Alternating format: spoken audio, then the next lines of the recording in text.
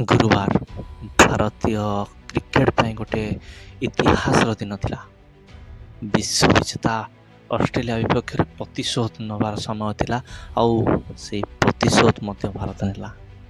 ଆଉ ସବୁଠୁ ବଡ଼ ଭୂମିକା ନିଭାଇଥିଲା ଗୋଟିଏ ନା, ସେ ହେଉଛି ଜେମିମା ରୋଡ୍ରିଗ୍ସ।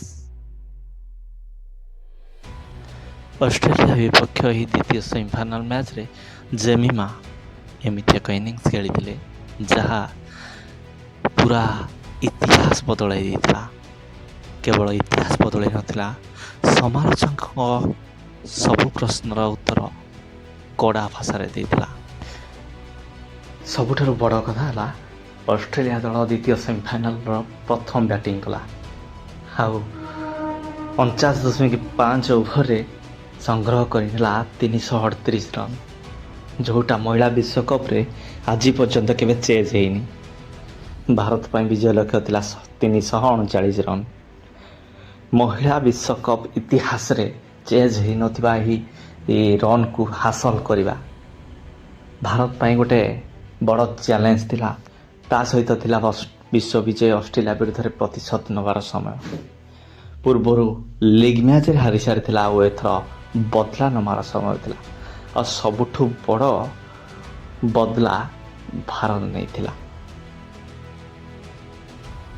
ସାଥ ଦେଇଥିଲେ ହରମନ, ଖେଳିଥିଲେ 89 ରନ୍ର ବଡ଼ ଇନିଂସ, ଅଧିନାୟକ ପାରି 167 ରନ୍ର ଏହି ଭାଗିଦାରୀ ଭାରତ ବିଜୟର କାହାଣୀକୁ ଲେଖିଥିଲା।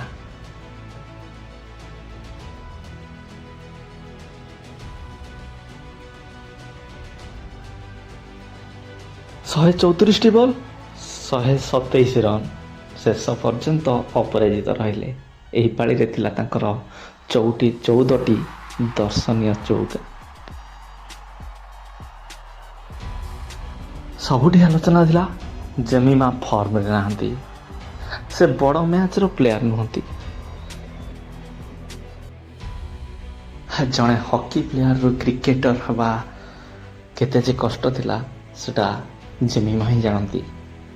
ଗୋଟେ ଖେଳରୁ ନୂଆ ଖେଳକୁ ଆସିବା, ସେଥିରେ ଲଗାତାର ଭାବେ ପ୍ରଦର୍ଶନ କରିବା, ତା ଭିତରେ ଉତ୍ଥାନ ପତନ ଦେଇ ଗତି କରିବା, ଜେମିମା ବେଶ ଭଲ ଭାବରେ ଦେଖିଛନ୍ତି। କେବଳ ଦେଖିନାହାନ୍ତି, ସମାଲୋଚନାର ଶିକାର ମଧ୍ୟ ହେଇଛନ୍ତି। 150 କୋଟି ଲୋକଙ୍କଠୁ ଅଧିକ ଲୋକ ରହୁଥିବା ଦେଶରେ ଯଦି 15 ଜଣଙ୍କ ଭିତରେ ସ୍ଥାନ ପାଇବାର ଅଛି, ସମାଲୋଚନା ତ ସହିବାକୁ ପଡ଼ିବ।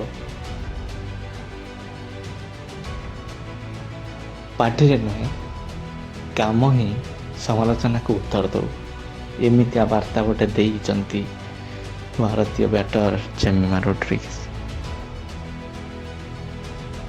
ଆଉ କହିଛନ୍ତି, କିଏ ଥାଉ ନଥାଉ ଭାରତ ପାଇଁ ମୁଁ ଅଛି।